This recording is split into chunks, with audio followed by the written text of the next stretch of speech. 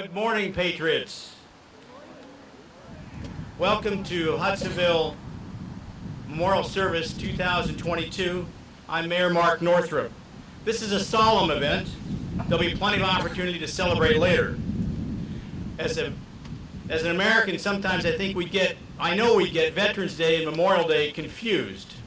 Memorial Day is about the dead, and Veterans Day is about being the dead. The Veterans Day is about the living, and Memorial Day is about the dead, those who have passed. Shortly, we will be posting colors. If you are a veteran, you are authorized to hand salute. Following the posting of the colors, there'll be a national anthem, and there'll be an invocation. Post the colors.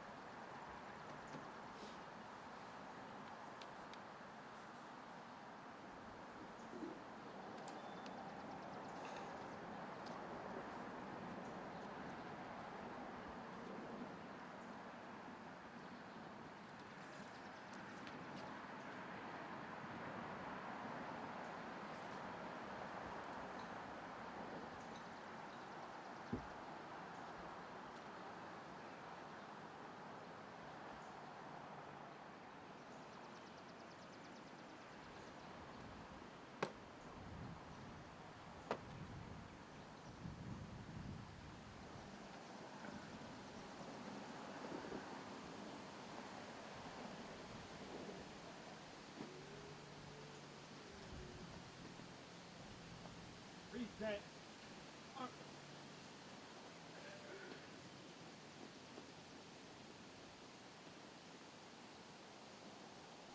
Order.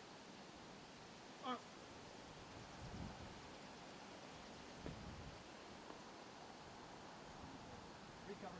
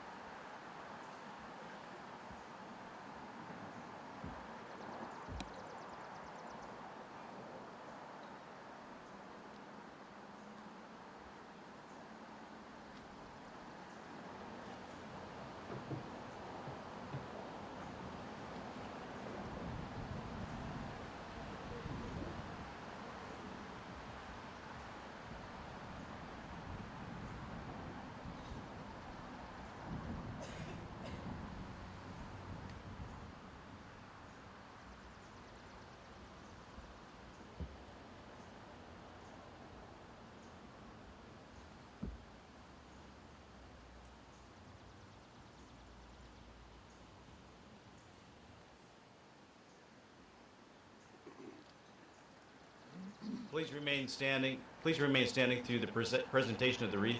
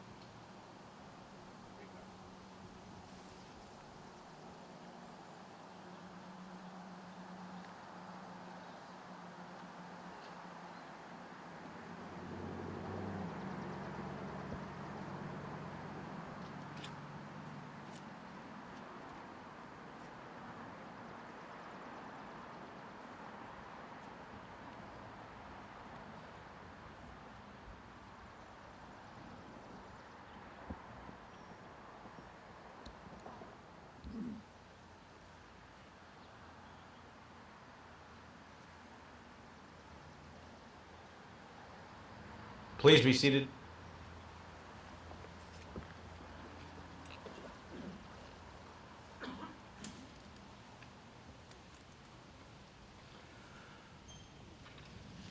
Marissa?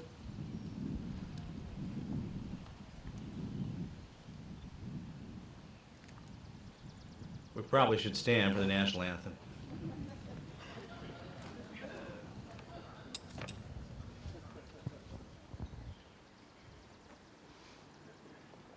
Oh, say, can you see by the dawn's early light what so proudly we hail at the twilight's last gleaming, whose broad stripes and bright stars through the perilous fight o'er the ramparts we watched were so gallantly streaming, and the rockets red glare, the bombs bursting in air, gave proof through the night that our flag was still there.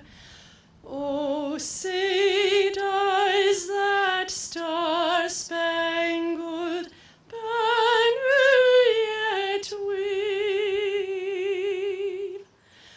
o'er the land of the free and the home of the brave?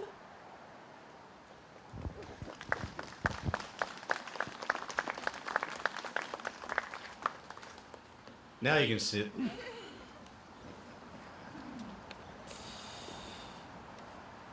Padre, you're up.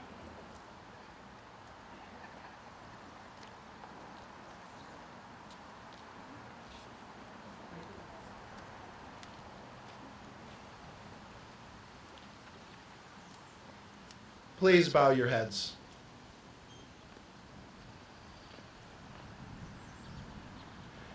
Good and gracious God, you created the earth, filled the basins with water, and stretched out the sky above. You entrusted your beautiful creation to mankind to be our home and the place where we serve you and one another. Today we honor the men and women who have consecrated the land, the sea, and the sky by their blood shed on behalf of others. Their faithful service and sacrifice is a witness to your care for your people. In their name, we beseech you to bless this nation, established under your providential guidance. Strengthen those who serve, give wisdom to those who lead, and pour out your goodness on all your people. May we be given the same faithful hearts as they who died, so that generations from now, your people may enjoy the blessings of life and liberty. We ask this of you, who live and reign forever and ever. Amen.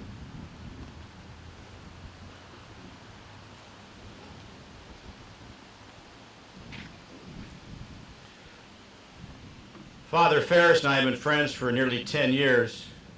Long ago, we decided that he would not give me spiritual advice and I would not give him professional advice. Although I have encouraged him for a number of years to seek a chaplain's commission in the Navy, and I'm stunned by his Air Force hat today. But thank you, Father Aaron, for the lovely invocation.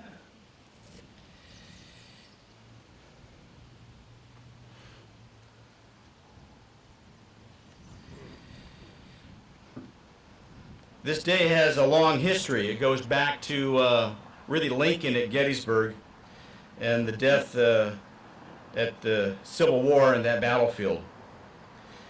Before I call on each service and kind of give a special recognition to those living veterans, I'd like to just give a few moments to speak to my employer. And this is not a pitch to my employer, I'm currently working for a law firm downtown called Reeder, Platchton, Murphy. Over the last year, they've given me the opportunity to work with veterans seeking compensation and disability claims, and it's been remarkably satisfying. I think Miles Murphy, if you're here, please stand.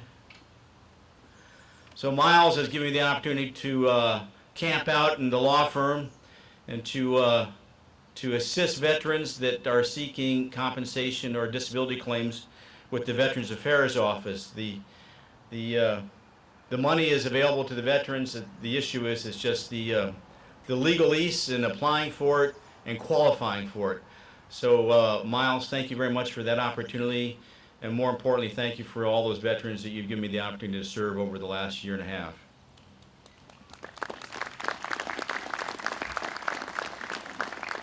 If you know of a veteran that's struggling or has some health issues that has not sought out compensation or a disability claim with the Veterans Affairs Office, please encourage them to seek that out. There are plenty of services available to the veterans. Veteran service officers are available to support those veterans in getting the appropriate care. You know, as veterans, we gladly gave the best years of our lives, our youth in service to our country. Unfortunately, there is a cost to be paid. Veterans, by life expectancy, live less than the general population by nearly a year. And with women in the services, those veterans have a life expectancy of decreased by 2 years. So I don't know if we always fully appreciate that the veterans that come home from serving overseas or in combat, they struggle quite often with a lot of health and mental health issues in particular, and we know that suicide is a common cause for death, particularly for the Vietnam veterans. If you know of a veteran that is struggling, please take some ownership and assist them in getting that appropriate care.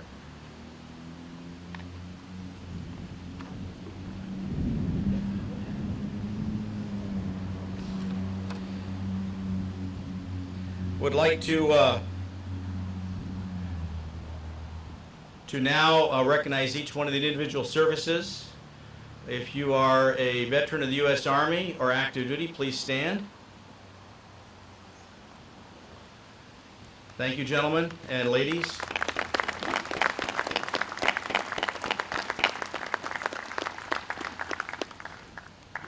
If you are a veteran of the U.S. Navy, please stand. And I know there's one here that's that served in both. Dan? Yeah. If you are a veteran of the U.S. Air Force, please stand.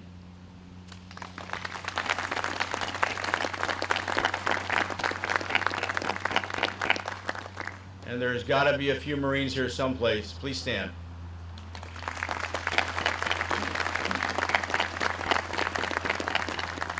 And last, there's the Coast Guard, the Public Health Service, the NOAA Corps, and the Space Force. If there are any members of those uniformed services, please stand.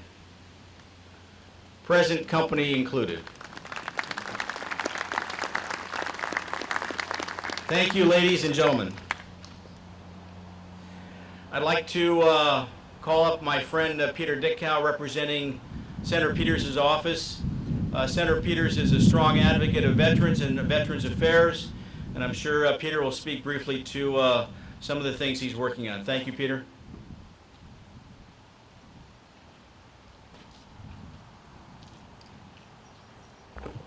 Thank you very much, Mayor, and it's wonderful to be here. This grove is truly one of the most beautiful veterans parks I've ever seen, and I think you all appreciate that as well. The way that it's been crafted and the donations and the community support to make this such a perfect place to be on this day is really, really wonderful.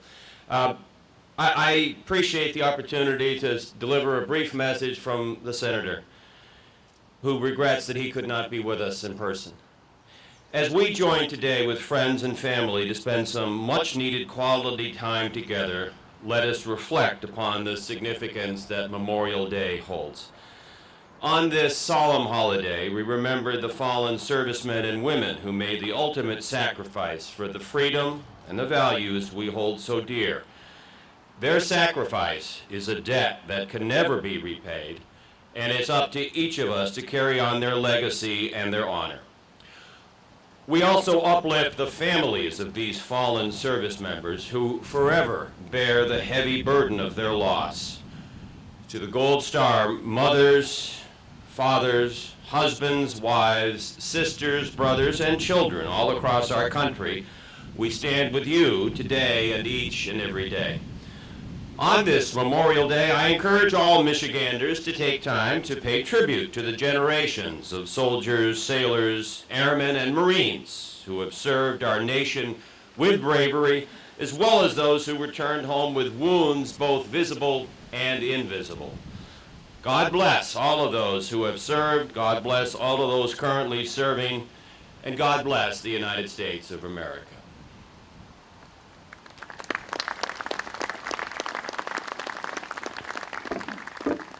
Thank you, Peter. And Senator Peters is welcome in Hudsonville anytime. I'd like to introduce our guest speaker today. He's a small town son who made it big.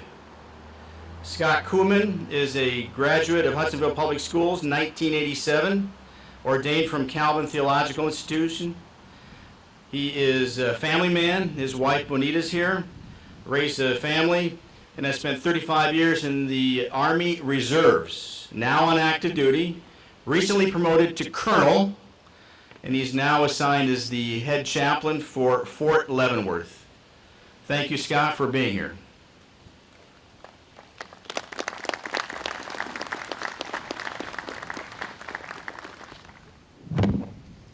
Thank you, Mark. It's an honor for me to be here this morning.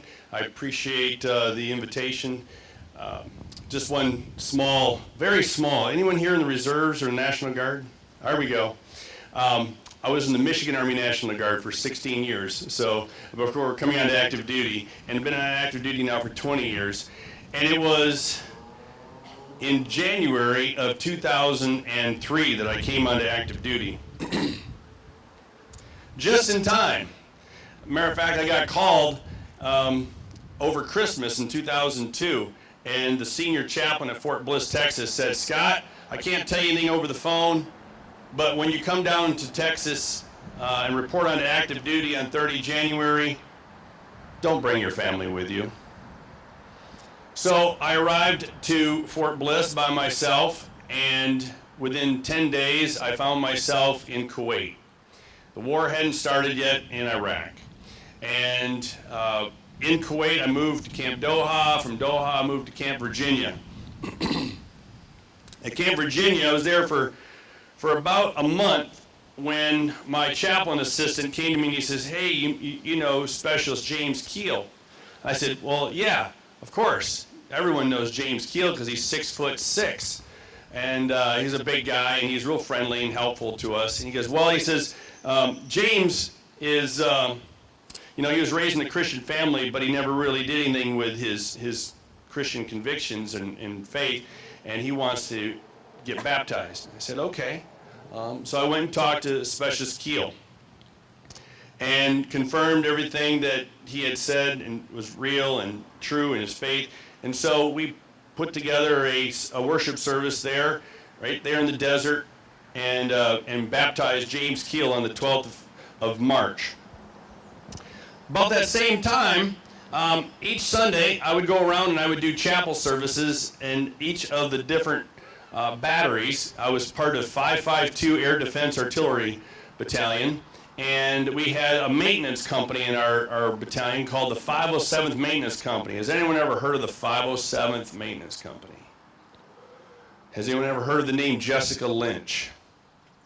Jessica Lynch was one of the soldiers, one of my soldiers in the 507th Maintenance Company. And at the end, and because we're in the desert and we didn't have all the fancy music and such, it was pretty much a simple chapel service. We would sing a cappella. And at the end of every chapel service, we'd always sing Amazing Grace. at the end of the chapel service, Specialist Shoshana Johnson, a peer of Jessica Lynch in the 507th, would come to me. Well, she came to me particularly this one Sunday, and she said, "Hey, Chaplain, can I talk to you after chapel?" I'm like, "Yeah, of course you can talk to me." And she related to me her fear. She says, I think, we're going to go to war, and I don't know what's going to happen to me. I've got a daughter back home I want to get back to. She's 4 years old, and I'm really worried about this. And I encouraged her, and I tried to help her understand. And then not necessarily the best chaplain advice I've given, but I said to her, it's going to be okay, Shoshana. You're a cook in a maintenance company in a Patriot missile battalion. You're so far behind the enemy lines, you aren't even going to see an Iraqi soldier if we go into Iraq, Shoshana. And she's like, really? I'm like, yep, you are so far back, no way you will. All the fighting's at the front. The Patriot missiles are in the back. They just put up this big dome of protection so that our aircraft are protected. And I said, so don't worry. Another week goes by, chapel service. Can I talk to you, Chaplain Kuhlman? I said, yes, sure. And we talk, and the same thing. Week number 3, the same thing. And I keep listening and encouraging and praying with her. Well, that day comes, March the 20th, 2003. We leave Camp Virginia, and we start our march up into Iraq. And if you know anything about the 507th Maintenance Company, they became the rear echelon to the rear echelon to the rear of all formations moving into Iraq. It was a long trip. I remember it very vividly. We had to go through the middle of the desert. There was absolutely nothing as far as the eye could see. It was like being in the middle of Lake Michigan, except for it wasn't blue, it was white. It was just flat, as far as you could see, just sand. There wasn't even hardly the slightest rise in the terrain. But I myself, being the driver of my Humvee, because my chaplain assistant has the rifle, so he gets to protect us. I don't have a weapon. Chaplains in the U.S. Armed Services don't have weapons. So I'm driving, and I remember I'm driving with my night vision goggles. It was the 23rd of March. We went through about midnight, and I remember looking, and I could see the blinking lights in front of me, the infrared lights that if you took the night vision goggles off, it was just pitch black. But with the night vision goggles, I could see just a little bit of terrain in front of my vehicle, but I could see the blinking strobe lights that were mounted. They were taped onto the antennas of all of the Humvees and other vehicles in front of us. And I remember looking in the mirror, and in the mirror, I could see just a few behind me. So I literally was at the very end. There was nothing behind us. Well, that's because the 507 Maintenance Company, 33 soldiers, they were behind us in their vehicles way back because it was their job to police up and fix any broke down vehicles and keep them moving forward. But so they were trailing way behind. And there was one particular vehicle from the 3rd Infantry Division that had slowed them down a bit. They came through the very same place that I came through 4 hours later. Except for when they came through, they had no lights blinking in front of them. And I remember when we made that critical turn, I remember seeing the lights go off to my left. But when they came through 4 hours later, there was no one there. There was no way to know. And so the only thing that my friend Captain Troy King had was a plugger. And on his plugger, it just had an arrow. It's not like the fancy GPS you and I have in our car these days. This is, 30-year-old technology. It just had an arrow. And he missed the spot where he was supposed to make the left-hand turn. And just past that, just a short distance, the road turned. Well, then his vehicles and his convoy behind him of 11 vehicles, went in the right direction. Okay, good. Now my plugger's pointing in the right direction. And then the road turned back this way. Well, maybe it's not going to go very far. I'm getting into the details, but I can tell you that that portion of the terrain and of the movement did not have a map. I remember the S2, who's the intelligence officer who hands out all the maps, literally was missing the map that had the city of An-Nezariah on it. I remember because he gave us a piece of paper with hand drawing on it, and he connected the two maps that we had. And ironically, it was that one piece of paper that had all the critical information that nobody had. So if anybody's hard on Troy King had a white piece of paper like I did. And on that piece of paper, Troy King had no idea what he was facing, and his vehicle convoy came, and he passed some M1 Abrams. They were the Marines. And he said, oh, I must be in the right place. The Marines are here. Not stopping to wake up the Marines and ask them if they were the forward line of advance. He didn't do that. Retrospectively, 20/20 vision, right? He knows he probably should have stopped and asked them. But he thought, well, this is good. The Marines are here, we're good. Then they came up to, then just a few kilometers forward, they came across this lit up area. And he thought, this must be a foundry, like a refinery. And they debated about it, they talked about it, him and the first sergeant, and they decided to proceed forward. It was about 5 in the morning, 4:35 in the morning.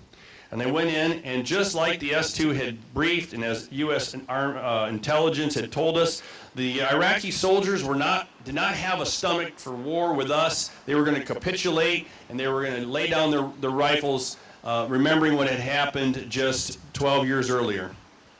Unfortunately, the guard at the city, the Iraqi soldier with an AK-47 slung around his shoulder, waved, only confirming the message that we had received. See, they're friendly. So Troy King and his convoy continued to move through, went through the city. Little did they know that city had a battalion of Iraqi infantry in the city. They went through the city in the dark of night, and they came to a T, and Specialist Nace, or actually PFC Nace, made a left-hand turn because they hit a T, made a left-hand turn. And then the road started to curve to the right.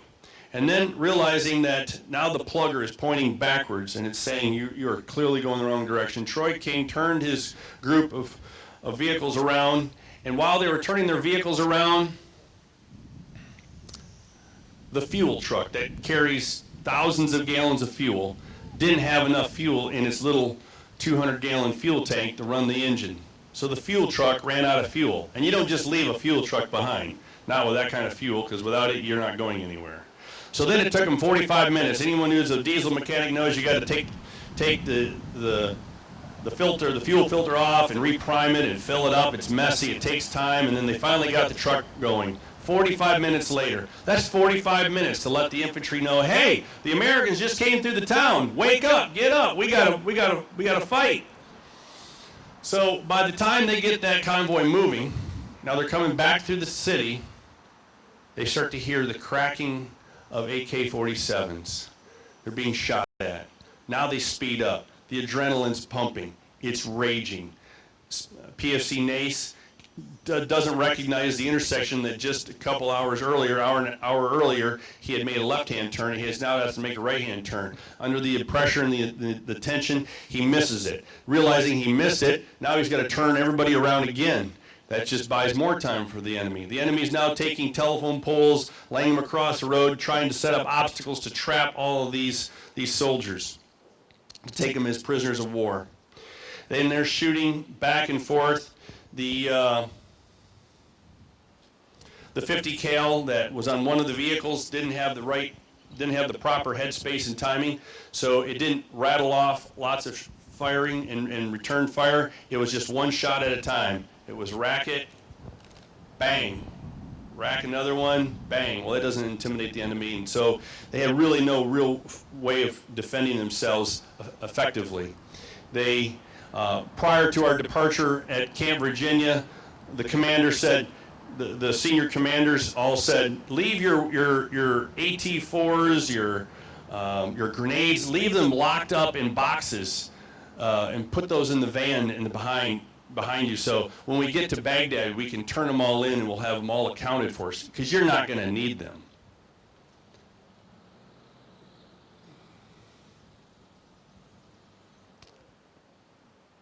Has anyone ever heard the term the fog of war?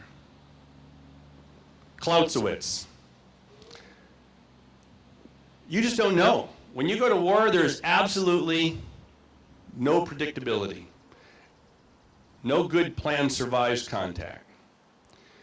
And in this 507th, as we call it, the 507th maintenance attack, 9 of our soldiers were killed that day. And Specialist James Keel, who I just baptized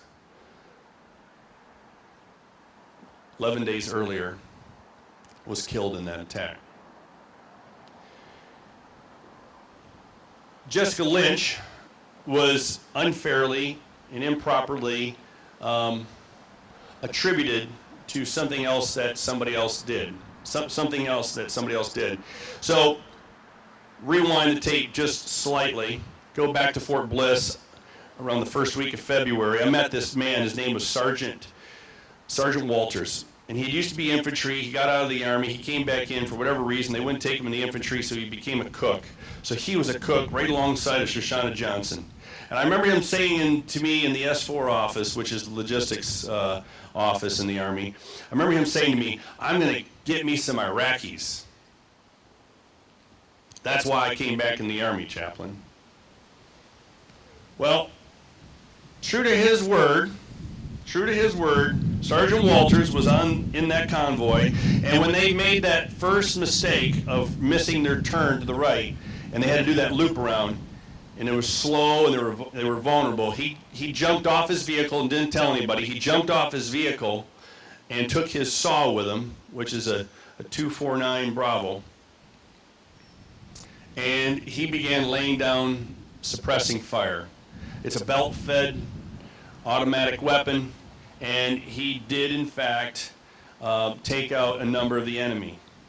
And he was very courageous, and he was awarded the Silver Star posthumously. That's a fancy Latin word for saying after he was killed.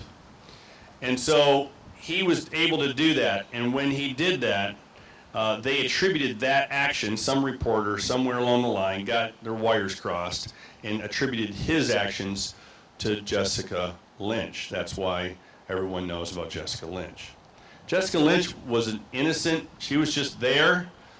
Her vehicle got disabled. First Sergeant Dowdy stopped his vehicle.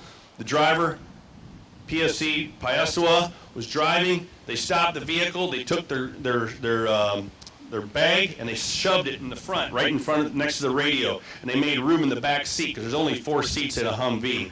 So they put Jessica Lynch in the middle between the 2 other soldiers. So now she's sitting on the hump, if you know what a Humvee is and where the hump is.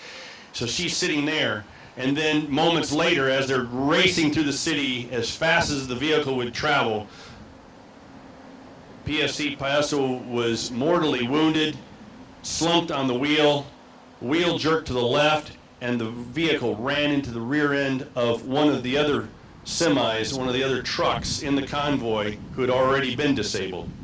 Their vehicle came to an instant, sudden stop. Everybody in the vehicle was killed except for Jessica Lynch, because she had a padded duffel bag in front of her that cushioned her blow when she came forward and hit the radio. Hence, she survived, but was unconscious, and she became a prisoner of war. And yes, unspeakable things happened to her after that event. There were 5 others who became prisoners of war. Guess who was a prisoner of war? Specialist Shoshana Johnson. The very young lady who I said, "Don't worry, you're going to be okay." She got shot in her ankle. She was limping, and they took her and the others into prison, into captivity. They were prisoners of war for 2.5 weeks. In that 2.5 weeks, they were not allowed to speak. They couldn't communicate. They couldn't talk to each other. They couldn't pass notes. They couldn't plan. They couldn't organize. They couldn't do anything, because then the Iraqi guards would punish them or beat them. And so they were left in silence. And they moved multiple times, and every time they moved is because American forces were getting closer. But Shoshana recalls, and she has this in her book, I'm Still Standing, that each day, sometimes more than once, she would sing a song and nobody would stop her. She would sing only one song. Amazing grace, how sweet the sound has saved a wretch like me. She sang that song, and the guards never interrupted her. Now, the guards had very specific orders that in the event that the Americans were going to be liberated, they were to be executed first. So think about this. You're an Iraqi guard, and if the Americans are going to come in and try to liberate your prisoners, it's your job to execute the American prisoners of war.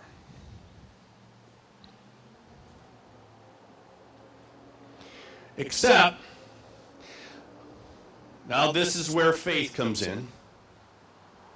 He who has eyes, let him see. He who has ears, let him hear. The words from that song, Amazing Grace, penetrated the heart of one of those Iraqi guards. Convicted in some fashion, in some form, having compassion, reached out to his family in the city of Baghdad and said, "This is where we're at. Let the American forces know this is where they can come get their prisoners of war." Now, this is where I, as an Army soldier, have to clear my throat and say, yes, it was the Marine Corps that came and saved the day. Hoorah! And so the American forces were alerted, and the Marine Corps came in and saved each of the soldiers who were prisoners of war. There happened to be with Shoshana Johnson and her 4 fellow 507th Maintenance Company, the 5 of them, there were 2 pilots who had been shot down just previously to their capture, and so there were 7 prisoners of war in that particular location. To my knowledge, I think they were the only prisoners of war, other than Jessica Lynch back in Nazaria. And it was the Rangers that came in and took the city and were able to save her from her captivity. Sometimes we don't hear the Paul Harvey and the rest of the story. Sometimes all we hear is how many soldiers were killed. Sometimes we don't get to hear the good news about our soldiers being liberated and the backstory to all of that. Amazing grace, how sweet the sound that saved a wretch like me. I once was lost, but now am found, was blind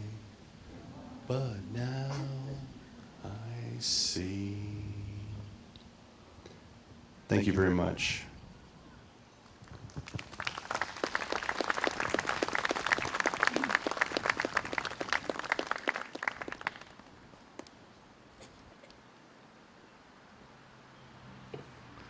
Thank you, Chaplain, and thank you for your 38 years of service and your family's dedication to you serving too.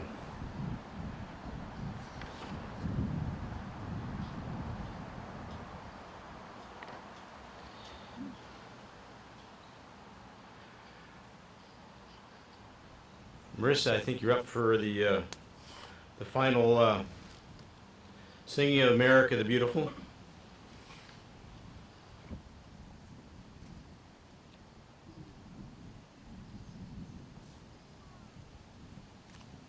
And if you know the words to this, you are more than welcome to join in and sing. Oh, beautiful for spacious skies, for amber waves of grain, for purple mountain majesties above the fruited plain. America, America, God shed his grace on thee, and crown thy good with brotherhood from sea to shining sea. Oh, beautiful for heroes proved in liberating strife, who more than self their country love, and mercy more than life. America, America, may God thy gold refine, till all success be nobleness, and all thy gains divine. Thank you.